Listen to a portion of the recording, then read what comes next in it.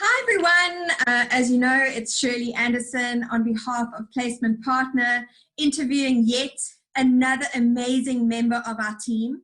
This member of our team is someone we often don't see her beautiful face.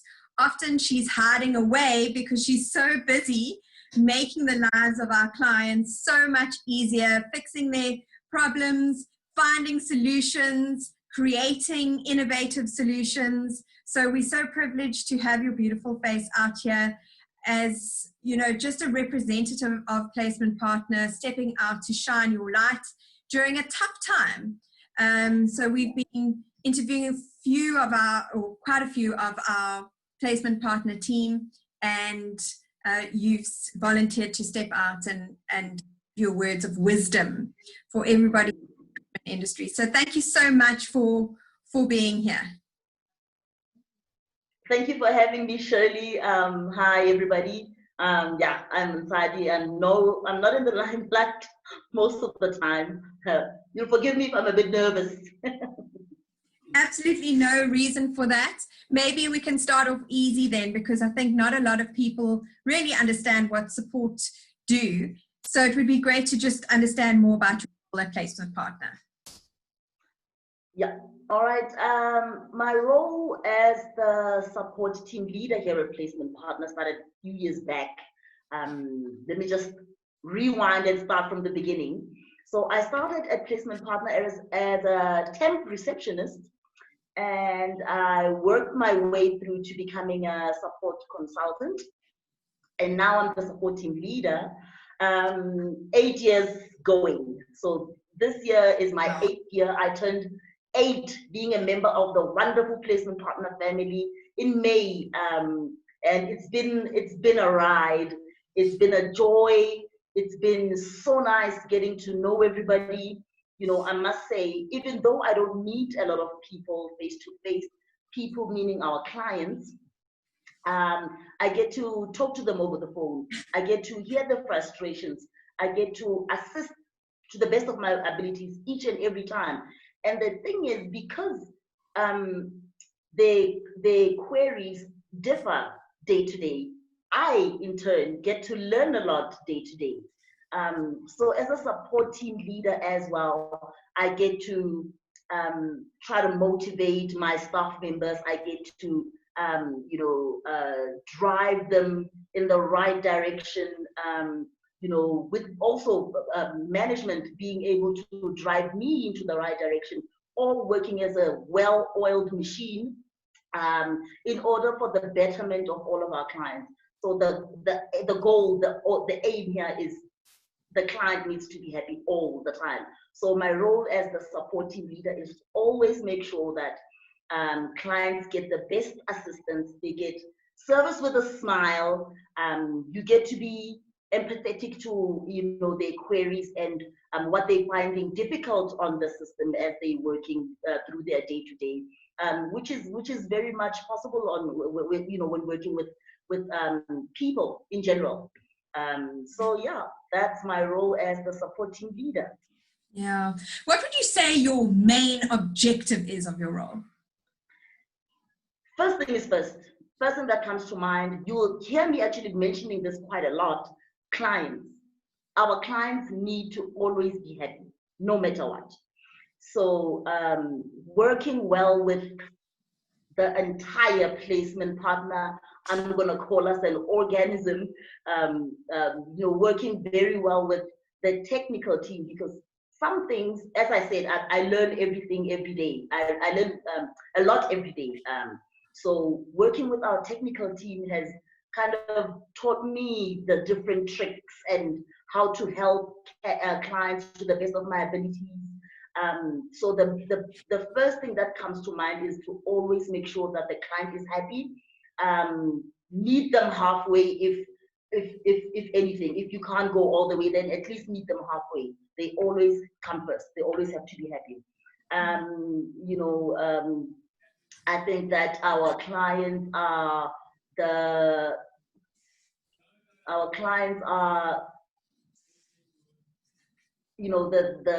when you think out of the box, I think our clients are the people that keep us going. We, like I said, we get to learn more from them, even though they learn from us as well. We get to learn from each other. Actually, one of our clients, you know, as the lockdown affected us all, I was having not a bad day, but it was not a nice day for me at the office. So one of our clients said to me, you know what, Ntsali, I'm so excited.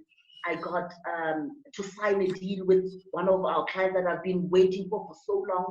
I've been trying to get this client to get on board with me. And the recruiter actually said, you know what, the client actually signed a deal with us as the recruitment agency. And I got to place my candidate. And the client is very happy with the person that I've selected, because I think as a recruiter, you want to know your client first, and then try to go into placement partners pool of candidates, and try to match the perfect candidate to the environment that you know your client is in.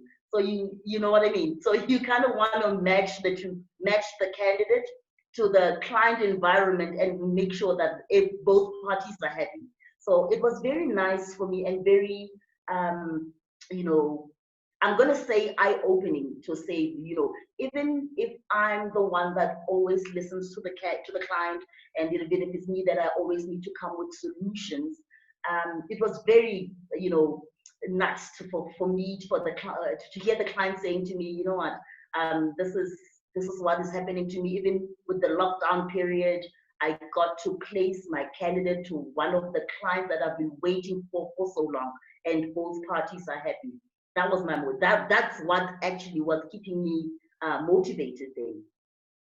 And would you say that those kind of conversations are how you've achieved your objective during the lockdown period, or would you add anything onto that?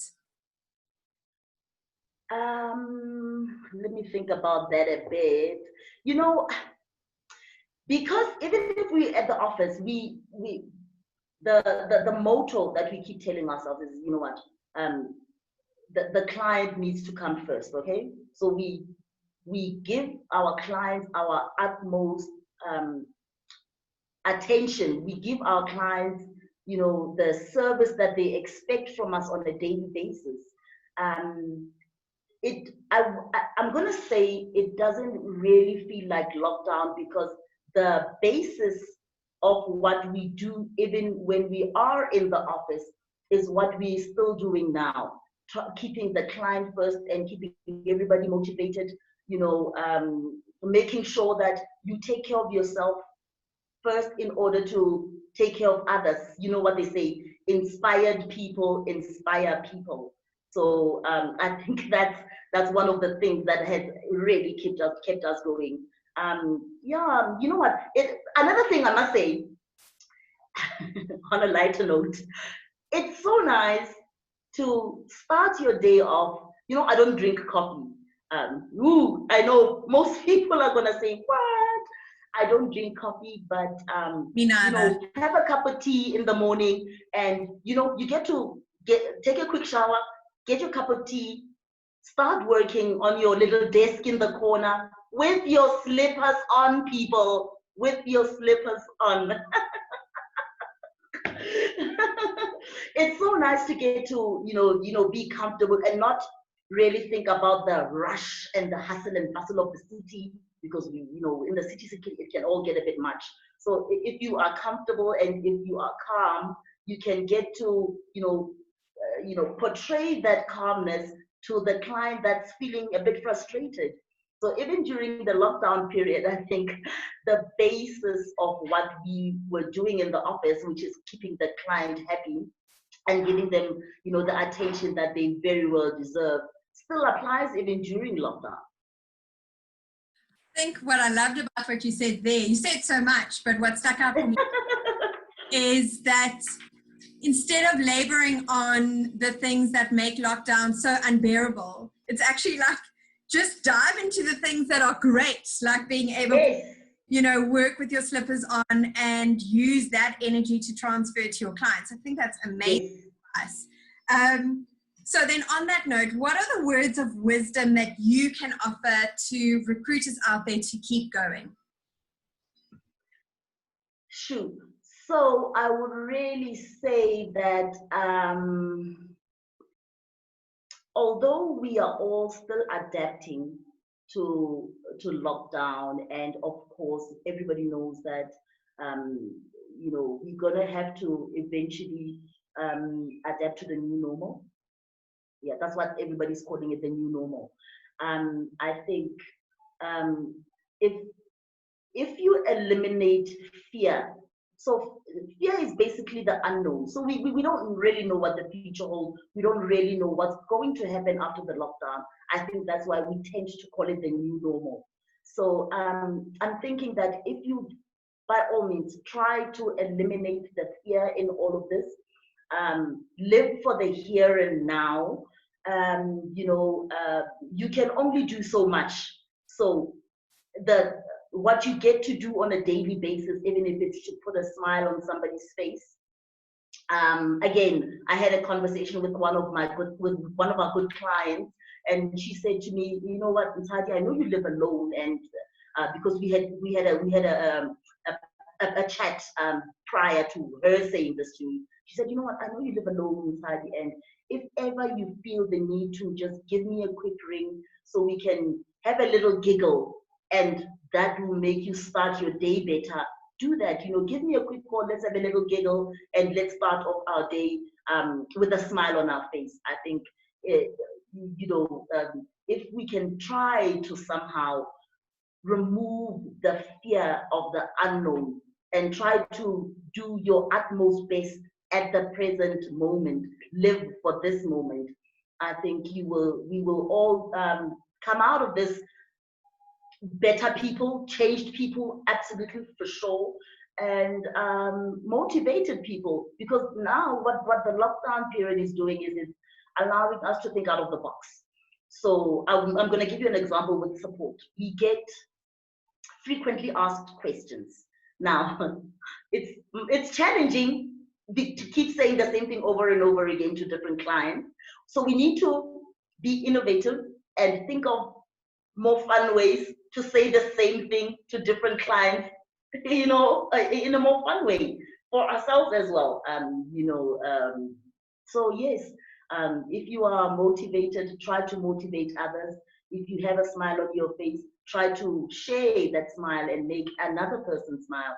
The little bit that you have, try to share as much as you can with the next person, because it might just be that little smile or the giggle or the whatever it might be, piece of advice that might get a person out of a difficult position that they might be finding themselves in. So yeah, I think if we get to share just a little bit of ourselves with the next person, we will all come out of this pandemic, just a better as a people. We will come out better as a people. I love that. So I love looking at this as the new normal, and in eliminating fear. What I love, having heard what you say, is that your passion is clearly people, whether it be your clients or your team or the people around you, and really finding the opportunities that are right in front of us now, rather than worrying about what's going to happen next. That's really filled me personally with a lot of hope. So you've done your job today. You can go and put your slippers on now because you've put a smile. I feel really uplifted on that, and it's great to know. I mean, us at Placement Partner have always known that, Ntsali, that you are here for our clients in an extraordinary way. You're not the norm support team. And that's why our support is so brilliant, and it's because of you. So thank you for coming to share the light with the team. And I look forward to meeting the rest of your team as we roll out next week. Absolutely, Shirley. Thank you very much again for having me. And just my parting shot. my 10-year-old nephew was saying to me, you know, my nephews call me mommy.